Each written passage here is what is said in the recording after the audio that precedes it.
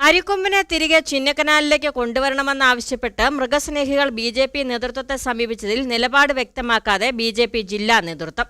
നാടിനെ പ്രകമ്പനം കൊള്ളിച്ച വിഷയമായതിനാൽ ജില്ലാ കമ്മിറ്റിക്ക് നിലപാട് പറയുവാനാകില്ലെന്നും സംസ്ഥാന നേതൃത്വമാണ് നിലപാട് വ്യക്തമാക്കേണ്ടതെന്നും ബി.ജെ.പി. ജില്ലാ പ്രസിഡന്റ് സി. സന്തോഷ് കുമാർ ഇടുക്കി വിഷ്ണുവോട് പറഞ്ഞു.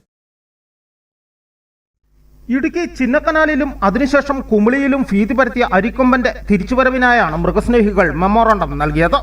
ചിന്നക്കനാലിൽ നിരവധിയായി വീടുകൾ തകർക്കുകയും ജനങ്ങളുടെ ജീവന് ഭീഷണിയാവുകയും ചെയ്ത അരിക്കൊമ്പൻ വിഷയത്തിൽ വ്യക്തമായ നിലപാട് പറയുവാൻ ബി.ജെ.പി. ജില്ലാ നേതൃത്വം തയ്യാറാകുന്നില്ല. വിഷയത്തിൽ അഭിപ്രായം പറയേണ്ടത് സംസ്ഥാന നേതൃത്വമാണെന്നാണ് ബി.ജെ.പി. ജില്ലാ പ്രസിഡന്റ് പറയുന്നത്. ഇതൊരു ജനകീയ വിഷയം, അതുപോലെ തന്നെ നമ്മുടെ ഇടുക്കി ജില്ലയിൽ തന്നെ പ്രകമ്പനം കൊള്ളിച്ച ഒരു വിഷയമാണ്.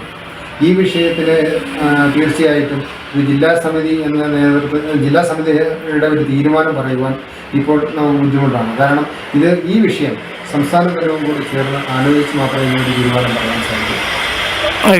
തിരിച്ചു കൊണ്ടുവരണമെന്നോ നമുക്ക് പറയാൻ പറ്റൂല.